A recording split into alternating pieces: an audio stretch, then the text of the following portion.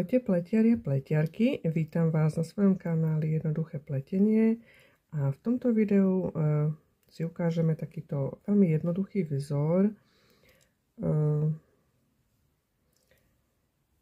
Tento vzor sa hodí tak pre dámy, pre pánov, ako aj pre deti na rôzne pulovre, vesty, čiapky, trička.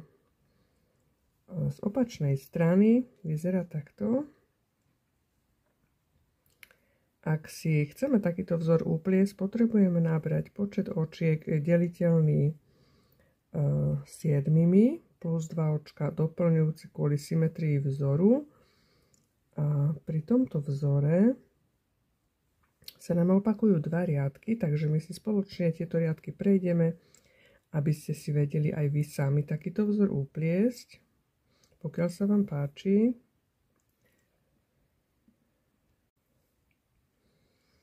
Naberieme si potrebný počet očiek, takže 1, 2, 3, 4, 5, 6, 7, znovu 1, 2, 3, 4, 5, 6, 7 a 2 očka doplňujúce kvôli symetrii vzoru. A ideme pliesť prvý riadok tohto vzoru, ktorý je na rúbnej strane. Takže upletiem si 2 hladké očka.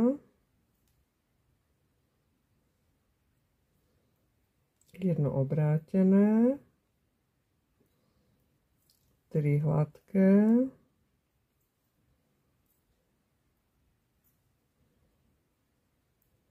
jedno obrátené, znovu 2 hladké, jedno obrátené, 3 hladké, jedno obrátené a 2 hladké. Posledné očko snímam. Druhý riadok je na lícnej strane, takže pletieme 2 obrátené. Hladké očko si upletiem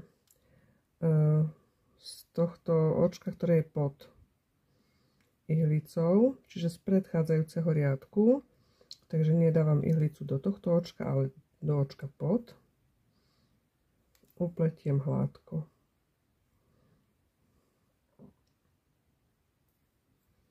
No a ešte raz.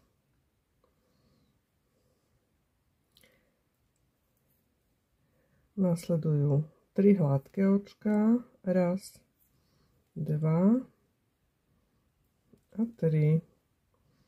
Znovu hladké očko z predchádzajúceho riadku, takže tu na dole do tohto očka si pichnem ihlicu a upletiem hladké.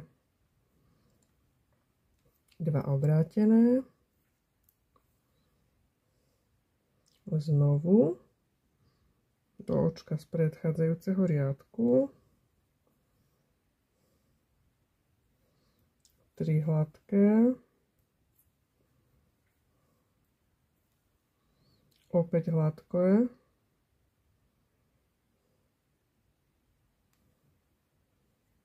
Z predchádzajúceho riadku a nakoniec sú to 2 obrátené očká.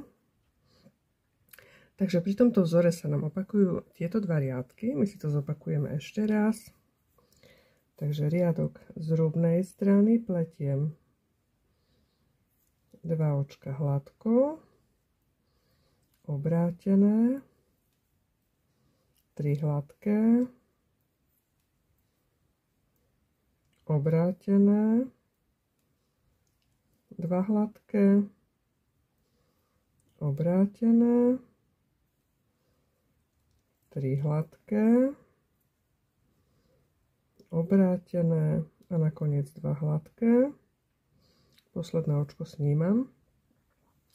A zopakujeme si aj riadok z lícnej strany. Takže sú to 2 obrátené očká. Opäť hladké z tohto očka, ktoré už bolo v predchádzajúcom riadku upletené. Takže hladké. 3 hladké. Znovu hladké, 2 obrátené,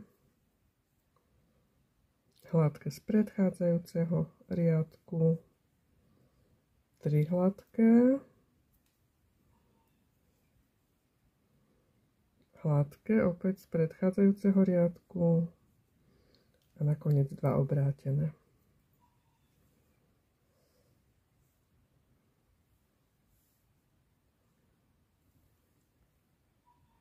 Takže uplietli sme si teraz dvakrát tie 2 riadky, ktoré potrebujeme vedieť pre pletenie tohto vzoru.